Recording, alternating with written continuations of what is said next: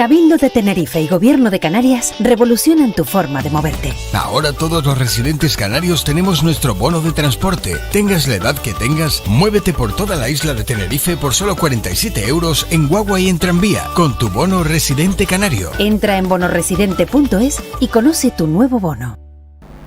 Bueno, yo creo que es una norma importante porque de esa manera lo que hace es impulsar los grados de seguridad en el tratamiento de la información, no solamente de información personal, que es un poco a lo que asiste también el nuevo Reglamento General de Protección de Datos, sino más a lo que es el control y la ciberresiliencia de lo que son los sistemas de información dentro de cualquier entidad pública o privada. Fundamentalmente es una ley que va enfocada no tanto a pymes pequeñas, sino más bien a infraestructuras críticas, es decir, a grandes infraestructuras que prestan servicios esenciales para la comunidad, para la sociedad, y realmente lo que hace es un poco incidir en la necesidad del reforzamiento, la concienciación de la seguridad en el tratamiento de eso, de la información, puesto que es vital para el aseguramiento de ciertos servicios a nivel de la comunidad. ¿Cubre lo que se necesitaba entonces? Yo creo que sí, que es una ley que en principio, una ley de mínimos, en cuanto a que también las propias empresas, las propias entidades también que están sujetas, pues tienen que tener unas políticas de seguridad reforzadas, pero por lo menos establece una serie de criterios, sobre todo por ejemplo en la gestión de incidentes, que yo creo que es importante porque te obliga a reportar y a establecer una cierta trazabilidad en lo que está ocurriendo desde el punto de vista de seguridad o ciberseguridad, sobre todo a nivel industrial, a nivel de organizaciones, de grandes organizaciones, y nos da una visión más o menos clara de cuáles son las necesidades desde el punto de vista de la protección de la información. Yo creo que sí que es una buena transposición de la directiva NIS a nivel europeo, y creo que va a ser importante en la medida en que todo lo que tiene que ver con la seguridad de la información es algo que se debe potenciar. Incluso yo diría que puede ayudar a la ciberconcienciación dentro de las organizaciones, que al final es otro de los caballos de batalla dentro de las entidades, porque tú puedes establecer mil parámetros, 1000 sistemas de seguridad, 1000 reforzamientos, que si al final tu gente, tu personal, las personas que están encargadas a la hora de controlar o establecer las estrategias de seguridad dentro de las compañías o dentro de las organizaciones no están realmente concienciadas, que es uno de los grandes problemas, o no fluye la información desde el punto de vista de los incidentes de seguridad, pues tenemos un grave problema. Y yo creo que ahí es donde también la norma insiste mucho en que haya muchísima información, trazabilidad, puntos de contacto, conexión incluso entre las propias organizaciones sujetas a la norma, que creo que puede dar pues un nuevo cariz a cómo se puede luchar frente a este tipo de situaciones, la cibercriminalidad o la ciberseguridad, y establecer esos parámetros reforzados que necesitamos, sí. Si alguien posee bienes digitales, desde una página con contenido pues relevante, con tráfico importante, con valor, o hasta incluso criptomonedas, por ejemplo, y todo ello con valor, si la persona fallece, ¿qué derechos hay que debamos saber? Bueno, fundamentalmente todo lo que ocurre dentro y fuera de Internet que genere un valor, que genere pues una situación sobre derechos que la persona pueda controlar, evidentemente es susceptible de ser regulado, disponible, trazado. Realmente depende de las plataformas, depende del tipo de bienes, depende de lo que realmente queramos regular, queramos disponer, pues estableceremos unos sistemas u otros, ¿no? Por ejemplo, en las redes sociales se permite en ciertas redes sociales que uno pueda disponer de la información que tenemos dentro de las redes, incluso tras haber fallecido, y podemos establecer nuestro testamento, entre comillas, digital,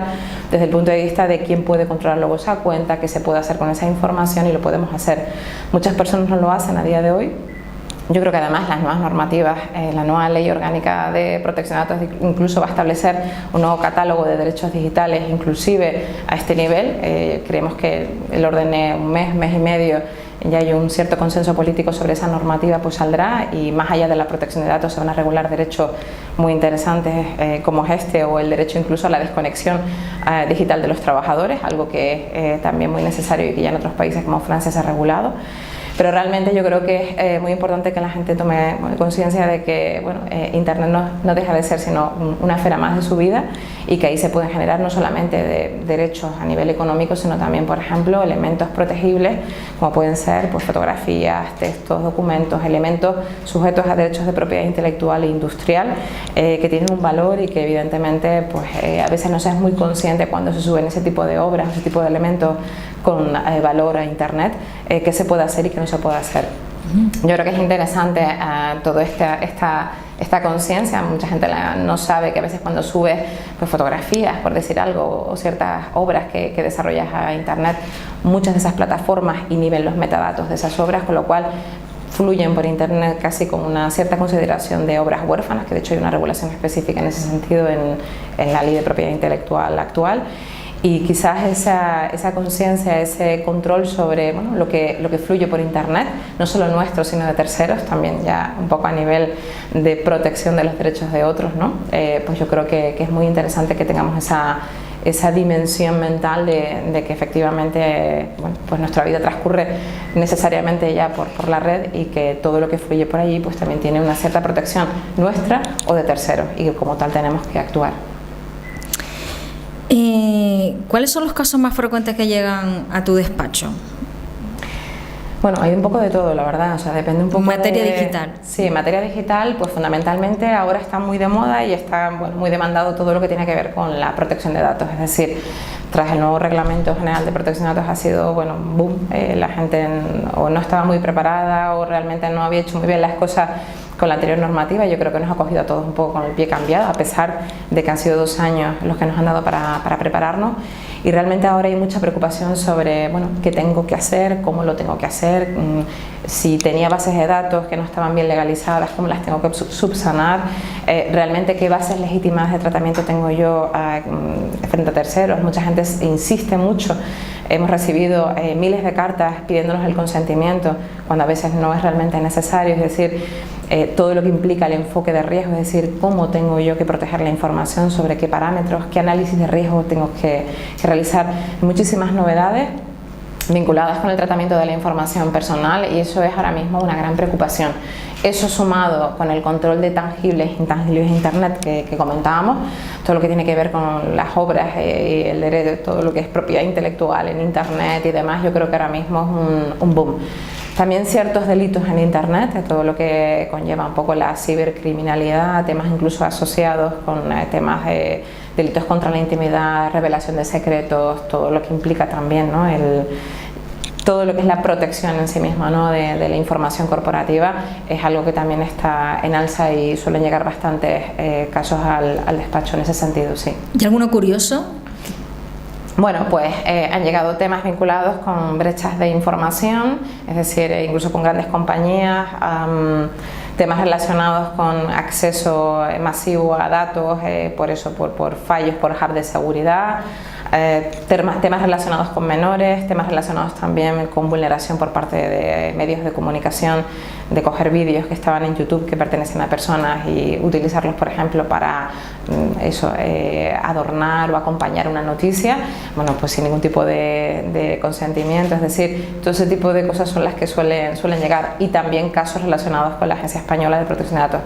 Es curioso cómo ha salido el nuevo Real Decreto 5/2008 hace apenas 2 meses, y ya hemos tenido los primeros procedimientos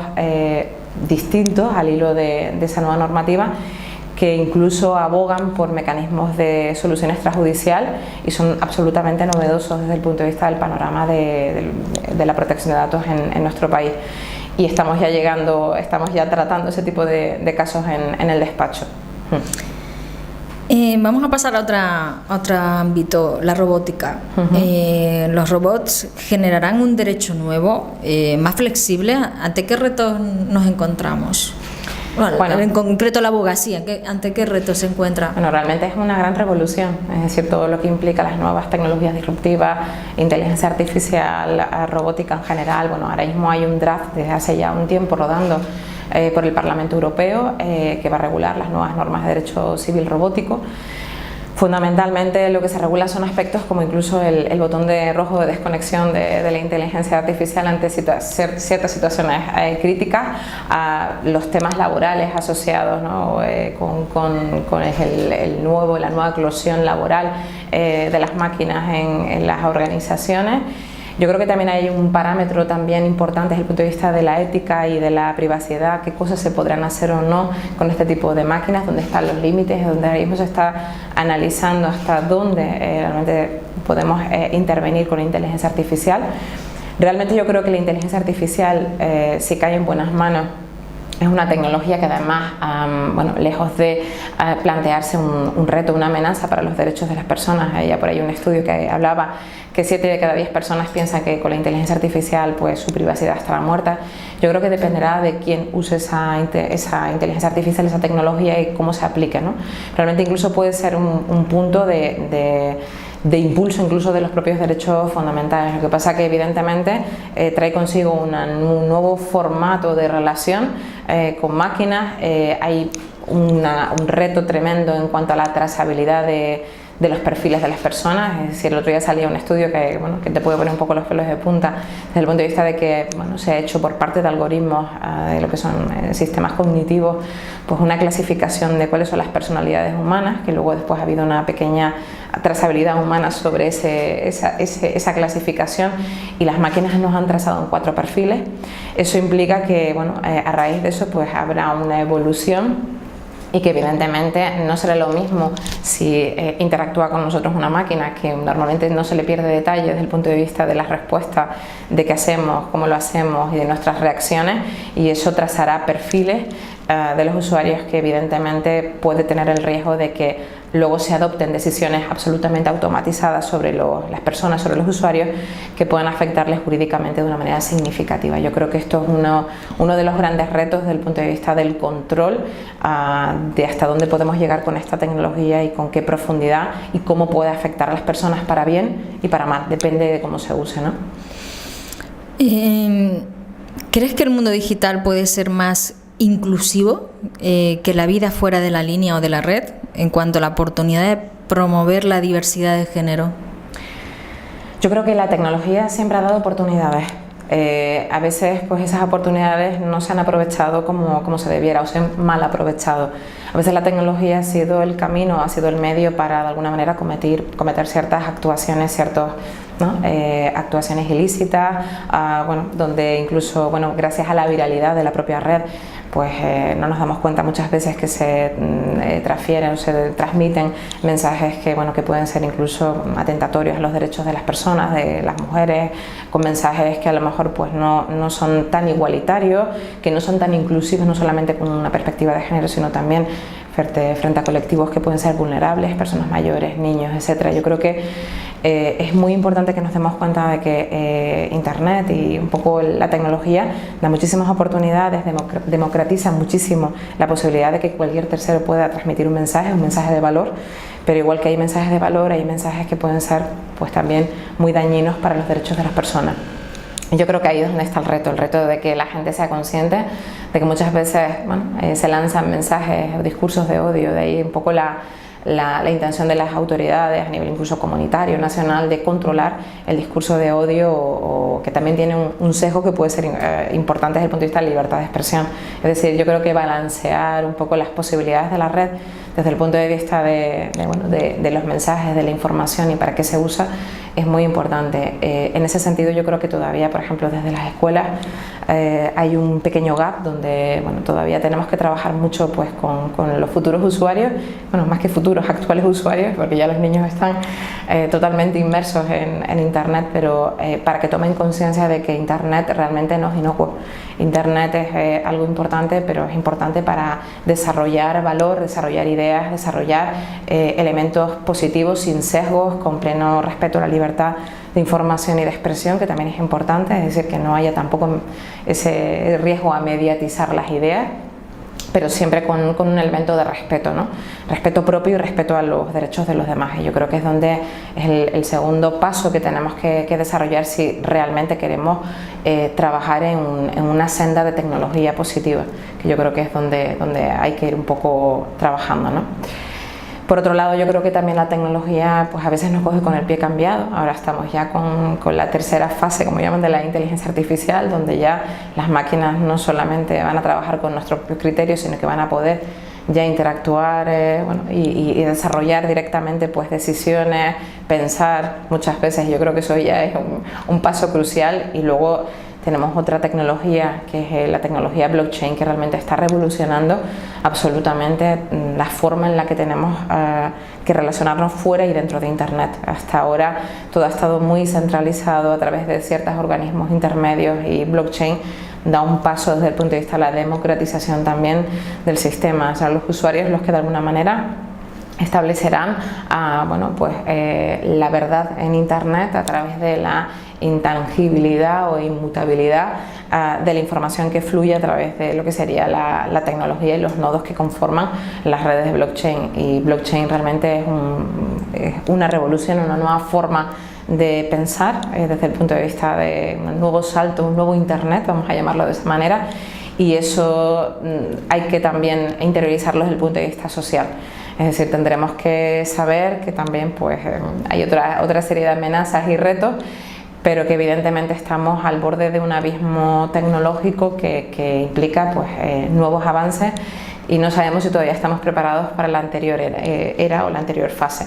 Y yo creo que en ese sentido pues, bueno, hay muchísimas oportunidades, hay ahora un mundo de posibilidades, y la sociedad tendría que estar un poquito más preparada. ¿Crees que no lo está? Creo que todavía la sociedad está en un paso donde todavía no sabe manejar bien pues las redes, Internet. Creo que falta todavía un poco esa conciencia del impacto que puede tener la tecnología en las personas. Creo que ahí todavía falta mucha educación, mucha concienciación, no solamente dentro de las organizaciones a nivel de protección, a nivel de seguridad, sino a nivel social. Creo que los padres tienen que tener muchas más herramientas de las que tienen en estos momentos, tienen que tener mucha más información, tienen que saber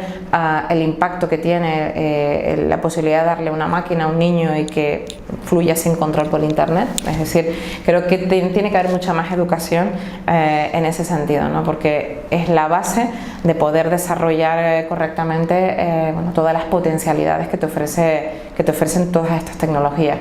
Pero a veces eso, el no tener esa capacidad, ese tiempo de reflexión, eso de que vamos absolutamente con el pie cambiado todos los días, corriendo, no hay tiempo para nada, es mejor no acompañar a un menor y darle una máquina porque tenemos otras cosas que hacer. Yo creo que eso realmente puede ser una mella importante a nivel familiar, a nivel social, y es fundamental.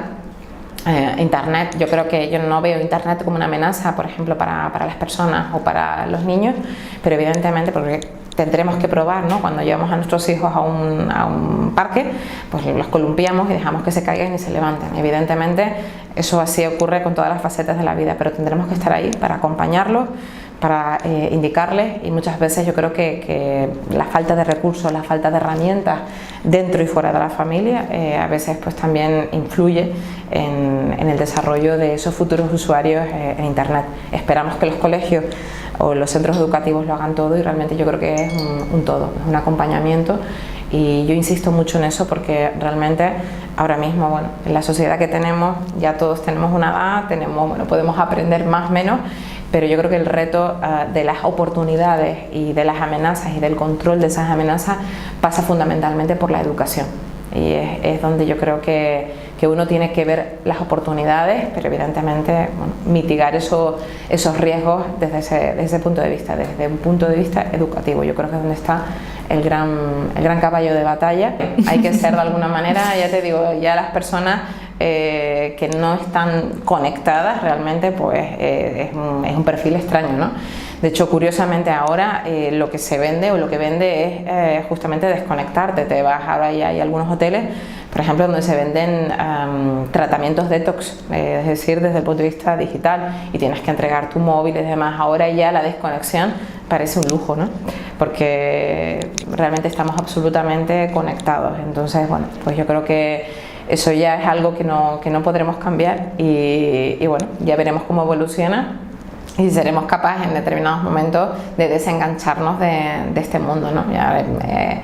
todo lo que son las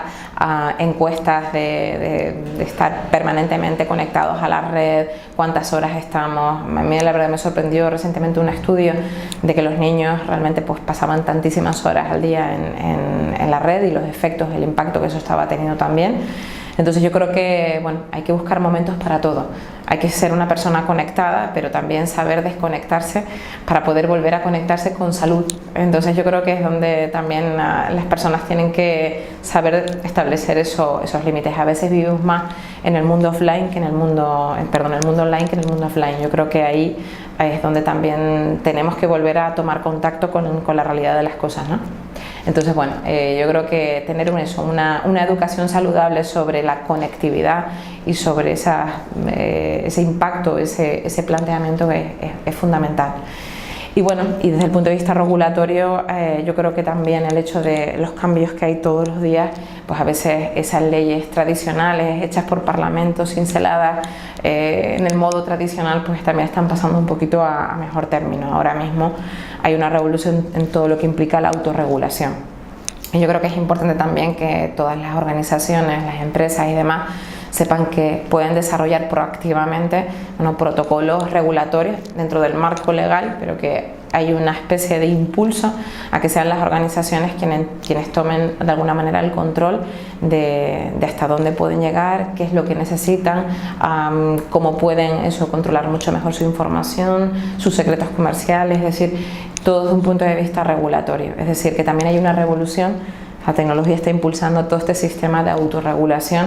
que yo creo que también tendremos que familiarizarnos cada vez más con él mismo y tomar de alguna manera la delantera, porque a veces cuando llega la ley ya es demasiado tarde desde el punto de vista de la protección de lo que somos y de lo que manejamos. Y es ahí donde también tenemos que adelantarnos y sobre todo yo también digo que la ley, muchas veces el concepto que tenemos de la normativa es que es un freno, y las compañías inteligentes, las empresas, las organizaciones inteligentes están de alguna manera tomando otra perspectiva, están adelantándose a la normativa y utilizándola como un aliado competitivo. Es curioso cómo cada vez más los usuarios están valorando aquellas organizaciones que desde el punto de vista regulatorio pues les ofrece más. La gente dice que la gente no se lee las políticas de privacidad y demás cada vez. Las encuestas demuestran lo contrario, cada vez más los usuarios contratan con las compañías más confiables, las que dan mayor seguridad, las que son más transparentes, y yo creo que eso forma parte ya de las estructuras competitivas de todas las organizaciones. Y en ese sentido, lo más inteligente es empezar ya a ver la normativa como una aliada competitiva, como algo que te ayuda a posicionarte, a vender, a ser mucho más diferencial respecto a terceros. Y es un poco también una visión un poco revolucionaria de lo que es la regulación, y es donde de alguna manera todas las grandes compañías y organizaciones a nivel nacional e internacional se están posicionando. O sea que yo el consejo que les daría a todas estas organizaciones es que realmente hicieran de la norma pues una segunda piel, donde de alguna manera pudieran estar cómodos y donde pudieran realmente utilizarla como un elemento de venta, un elemento diferencial, porque los usuarios, sus clientes, lo valoran y lo van a valorar cada vez más, y yo creo que es donde también está el reto. Y muchas veces también la normativa, si sabemos interpretarla bien, es fuente de negocio, fuente de oportunidades, porque también pues hay elementos, hay proyectos que muchas veces parten de pequeños gaps normativos. La economía colaborativa, por ejemplo, es un gran ejemplo, donde hay elementos donde no están realmente regulados, pero tampoco son ilegales. Entonces yo creo que a veces conocer bien la ley te da la posibilidad de trazar nuevos modelos de negocio, si lo quieres ver a legales o paralegales, pero que no están realmente prohibidos y que pueden encajar muy bien desde el punto de vista muchas veces regulatorio, con lo cual yo siempre hablo de posibilidades también de ingeniería inversa de la ley. Es decir, que la ley da para mucho, y yo creo que lo que hay es un poco que abrir la mente y desarrollar plenamente esas posibilidades y no detectarla como un freno. Yo creo que es donde está el cambio entre una organización smart y una organización que no es smart en estos momentos. Es donde hay que dar ese paso.